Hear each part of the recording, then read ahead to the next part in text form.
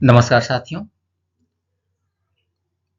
Science का कुछ और प्रश्न जो मदद करेगा आपको रेलवे ड्राइवर के वैकेंसीज में एग्जामिनेशन में हम लेकर आए हैं आप लोगों के लिए। प्रश्न संख्या 25 है। इससे पहले 1 से लेकर 25 तक 24 तक के सभी प्रश्न हम प्रीवियस वीडियो में अपलोड किए हैं, आप उन्हें भी देख सकते हैं। प्रश्न संख्या 25 कहता है, परमाणु की प्रभावी त्रिज्या क्या होती है? परमाणु की प्रभावी त्रिज्या क्या है? परमाणु का प्रभावी त्रिज्या 10 के पावर -6 मीटर होता है, 10 के पावर -10 मीटर, 10 के पावर -14 मीटर या 10 के पावर -15 मीटर। इसका सही जवाब है ऑप्शन नंबर बी, 10 के पावर -10 मीटर। बढ़ते हैं अगले प्रश्न की तरफ।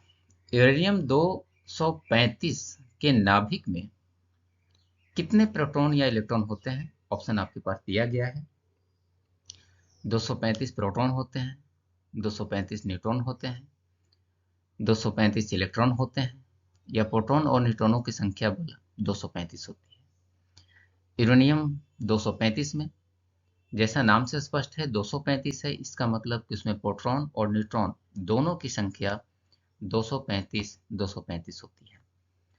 अगले प्रश्न में, परमाणु में प्रश्न संख्या 27, परमाणु में नाभिक परिवर्तनों के फलस्वरूप कौन सी तरंगें उत्पन्न होती हैं? परमाणु में नाभिक परिवर्तनों के फलस्वरूप जब उसके न्यूक्लियस में चेंजेस होता है, परिवर्तन होता है, तो निम्नलिखित में से कौन सी किरणें उत्पन्न होती हैं?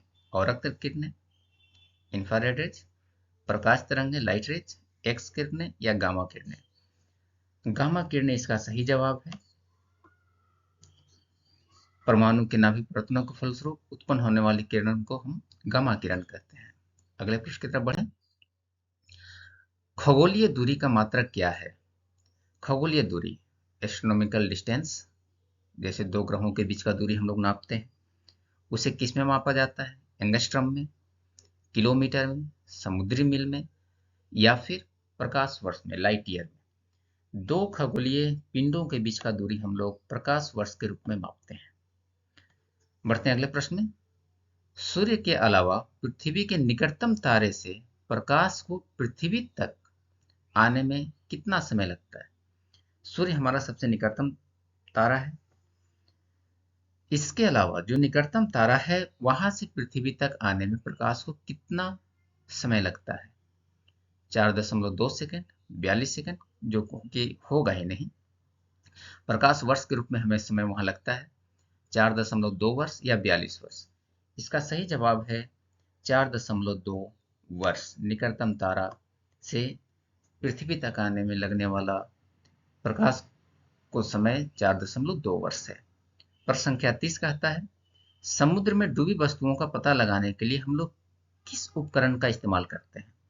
रडार का, सोनार का, क्वासार का, या पल्सार का? सोनार है। सोनार नेविगेशन सिस्टम है, जिससे हम लोग समुद्र की गहराई भी नापते हैं या समुद्र के तल पर स्थित वस्तुओं का दूरी भी नापा जाता है। अगले प्रश्न की तरफ बढ़ा जाए।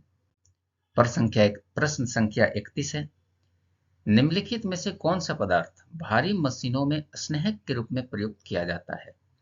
स्नेहक का मतलब ग्रीस, ग्रीस के रूप में हम लोग इस्तेमाल करते हैं। बॉक्साइट नहीं जी, गंधक, फास्फोरस या ग्रेफाइट? सबसे बढ़िया स्नेहक ग्रेफाइट होता है, इसलिए इसका सही जवाब हमारा ऑप्शन नंबर डी, ग्रेफाइट है। ग्रेफाइट को हम लोग भारी मशीनों में स्नेहक के रूप में यूज करते हैं। प्रश्न संख्या 32 क्या कहता है, ऑटो वाहनों में द्रव चालित ब्रेक किस सिद्धांत के ऊपर काम करते हैं? हाइड्रोक्लोलिक हाइड्रोलिक जो ब्रेक होता है, ट्रक में होता है या फिर जेसीबी मशीन में होता है, इन सब में हाइड्रोलिक ब्रेक हम लोग इस्तेमाल करते हैं। तो किस सिद्धांत के वे लोग ऊपर काम करते हैं? ऑप्शन, बर्नौली थ्योरम, पाइसली थ्योरम, पास्कल का सिद्धांत, या फिर आर्किमिडीज के नियम के हिसाब से? इसका सही जवाब है ऑप्शन नंबर सी, पास्कल का सिद्धांत। हम लोग ऑटो वाहनों में जो हाइड्रोलिक ब्रेक इस्तेमाल करते हैं, वो पास्कल के नियम के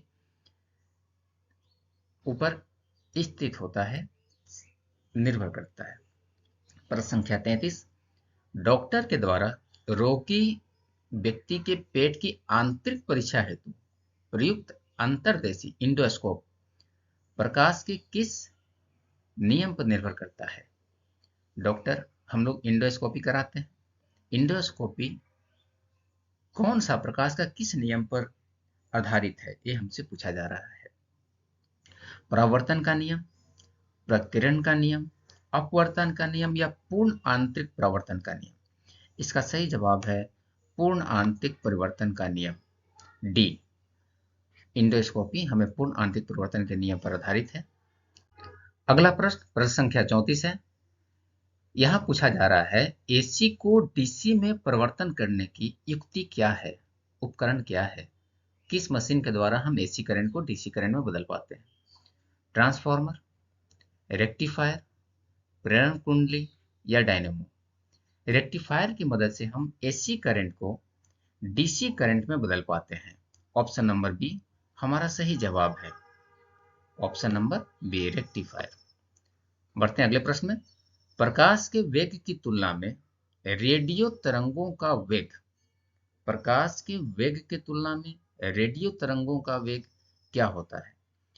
प्रकाश का वेग और रेडियो तरंगों का वेग भी आपस में बराबर होते हैं, तो एक समान होता है। इसका सही जवाब है ना तो कम होता है, ना अधिक होता है, ना अनंत होता है।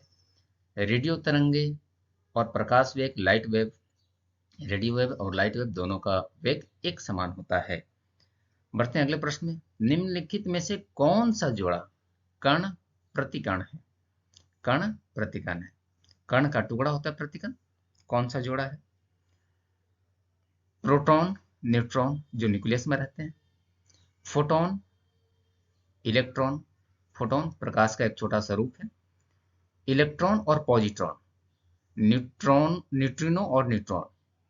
इसका सही जवाब ऑप्शन नंबर सी है, इलेक्ट्रॉन और पॉजिट्रॉन। इलेक्ट्रॉन तो सेल के चारों तरफ घूमते रहता है, न्यूक्लियस के चारों तरफ सेल में घूमते रहता है, और पॉजिट्रॉन न्यूक्लियस के अंदर रहता है। बढ़ते हैं अगले प्रश्न में। प्रश्न संख्या 37। प्रसिद्ध बिग बैंग थ्योरी किस मुख्य सिद्धांत पर आधारित है? बिग बैंग थ्योरी पृथ्वी का उत्पत्ति का थ्योरी हमें बताता है, कैसे पृथ्वी उत्पन्न हुआ है, कैसे पूरा सौरमंडल हमारा उत्पन्न हुआ है, कैसे पूरी ब्रह्मांड की रचना हुई है। यह मुख्यतः किस सिद्धांत पर आधारित है?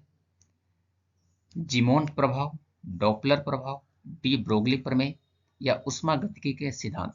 इसका सही जवाब है ऑप्शन नंबर बी, डॉपलर प्रभाव। डॉपलर इफेक्ट के ऊपर आधारित है बिग बैंग थ्योरी। बढ़ते हैं अगले प्रश्न।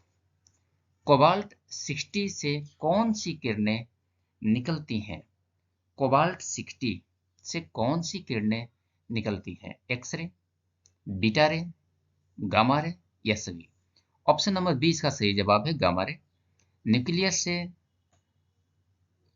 न्यूक्लियस विखंडन में भी गामा रे का उत्पन्न होता है, यूरेनियम 235 में। कोबाल्ट 60 में भी गामा रे बाहर निकलता है। धन्यवाद। वीडियो अगर पसंद आया हो तो इसे लाइक करें, चैनल को सब्सक्राइब करें एवं शेयर करें। धन्यवाद।